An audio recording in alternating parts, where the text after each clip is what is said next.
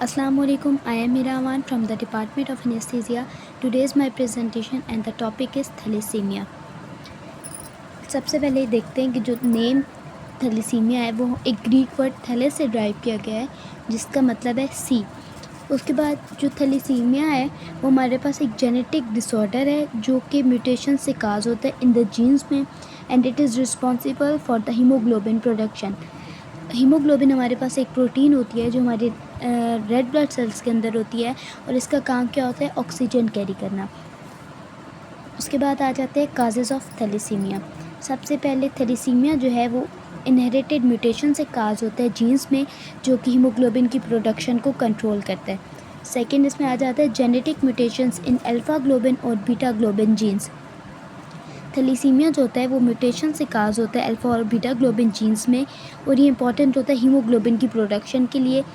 इस म्यूटेशन से क्या होता है या तो वो हीमोग्लोबिन के इफ़ेक्ट्स को जो ग्लोबिन चेन्स होती हैं उनके इफ़ेक्ट्स को या तो ख़त्म कर देते हैं या कम कर देते हैं। उसके बाद आता है ऑटोसोमल रिसेसिव इनहेरिटेंस पैटर्न। इसमें क्या होता है कि जो थैलेसीमिया होता है वो इनहेरिटेड होती है ऑटोसोमल रिसेसिव पैटर्न में। जो पर्सन होता है वो इनहेरिट करता है दो डिफेक्टिव जीन्स को, एक जो होता है वो पेरेंट्स से और जो कैरियर होता है वो एक डिफेक्टिव जीन्स होता है उसमें। इसमें हमारे पास जो सिम्टम्स होते हैं वो माइल्ड होते हैं लेकिन ये माइल्ड होते हैं या तो बिल्कुल भी नहीं होते। उसके बाद हमारे पास आता है म्यूटेशंस इनहेरिटेड फ्रॉम वन और बोथ पेरेंट्स। उसके बाद आता है specific genetic mutations affecting alpha और beta globin chains. Inherited traits pass from parents to offsprings. उसके बाद आ जाते हैं सिम्टम्स ऑफ थैलेसीमिया। सबसे पहला सिम्टम क्या है अनीमिया।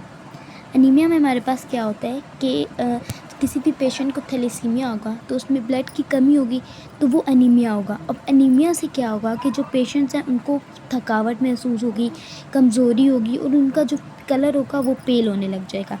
उसके बाद जॉन्डिस आता है। इसमें क्या होता है कि जो हमारी पेशेंट जो होता है उसकी स्किन जो होती है वो येलो होने लग जाती है और उसकी आइज़ येलो होने लग जाती हैं।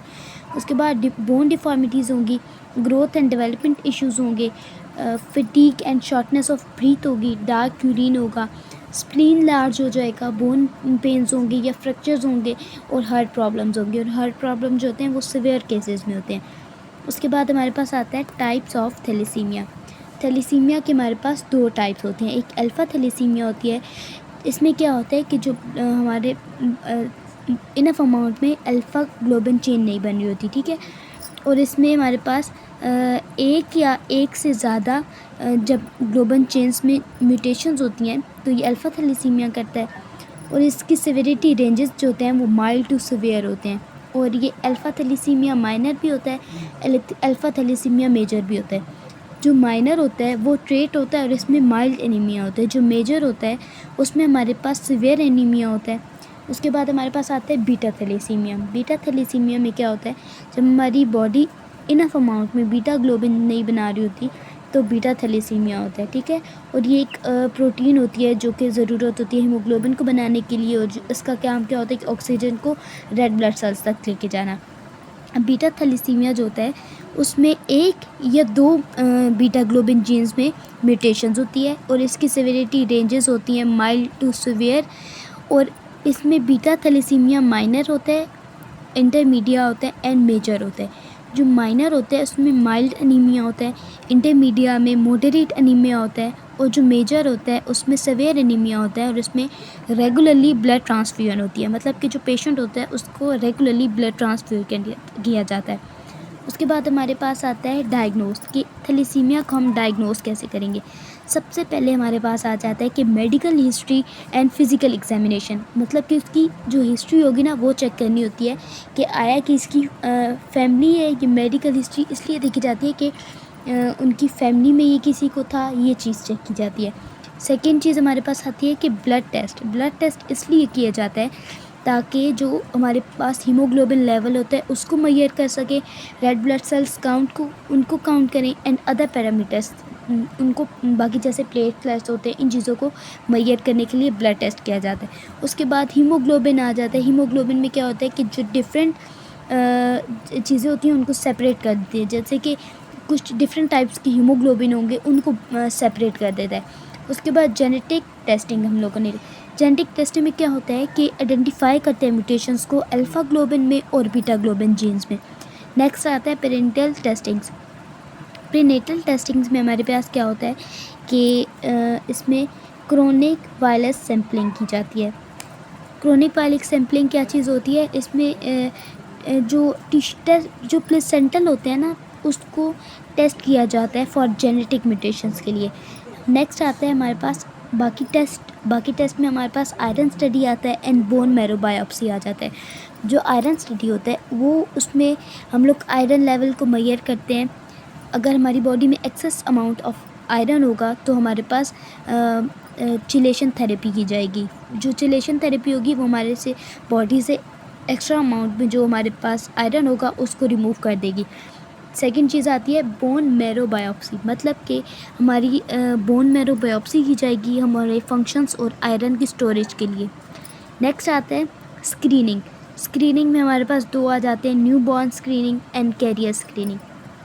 नेक्स्ट आता है कि थैलेसीमिया का ट्रीटमेंट कैसे किया जाता है। सबसे पहले हम लोग ब्लड ट्रांसफ्यूजन्स करते हैं। कोई भी पेशेंट है उसको थैलेसीमिया है तो जो डॉक्टर हैं उसकी रेगुलरली ब्लड ट्रांसफ्यूजन करेंगे।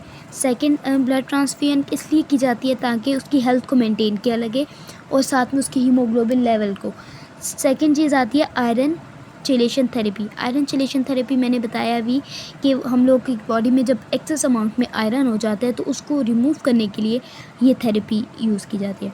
बोन मैरो ट्रांसप्लांटेशन की जाती है। इसमें सपोर्टिव केयर होती है। सपोर्टिव केयर में क्या होता है कि हम लोग को कुछ सिम्टम्स को मैनेज करना पड़ता है और कॉम्प्लिकेशंस को प्रिवेंट करना पड़ता है। उसके बाद हमारे पास आ जाती है मेडिकेशंस में हमारे पास फोलिक एसिड सप्लीमेंट्स होते हैं और पेन मैनेजमेंट होती है, ठीक है।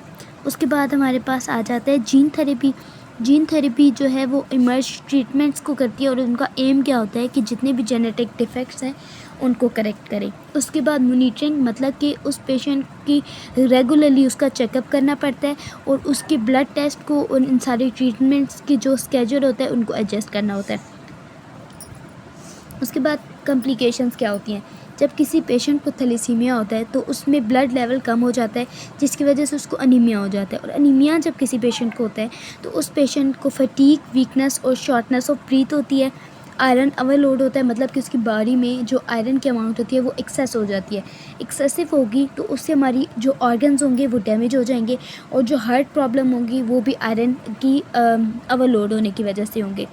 फिर इनलार्ज स्प्लीन, मतलब कि जो स्प्लीन होगा वो हाइपर स्प्लीनिज्म हो जाएगा, उसकी जो साइज़ होगा वो बड़ा हो जाएगा। बोन डिफॉर्मिटीज़ होंगी, ग्रोथ एंड डेवलपमेंट इश्यूज़ होंगे, हार्ट प्रॉब्लम होंगे, मतलब कि हार्ट फेलियर होने के चांसेस हैं। एंडोक्राइन प्रॉब्लम्स होंगे। एंडोक्राइन में हमारे पास डायबिटीज़ आ जाती है और हाइपोथायराइडिज्म हो जाता है। हाइपोथायराइडिज्म क्या होता है, जब थायराइड जो है उसकी अमाउंट नॉर्मल से कम हो जाती है तो हाइपोथायराइडिज्म होता है और इसमें इन्फेक्शन के जो रिस्क होते हैं वो ज़्यादा हो जाते हैं। उसके बाद कंक्लूजन देख लेते हैं थैलेसीमिया का कि ये एक जेनेटिक डिसऑर्डर होता है जो कि हीमोग्लोबिन की प्रोडक्शन को अफेक्ट करता है और अनीमिया करता है। अनीमिया की वजह से जो पेशेंट होते हैं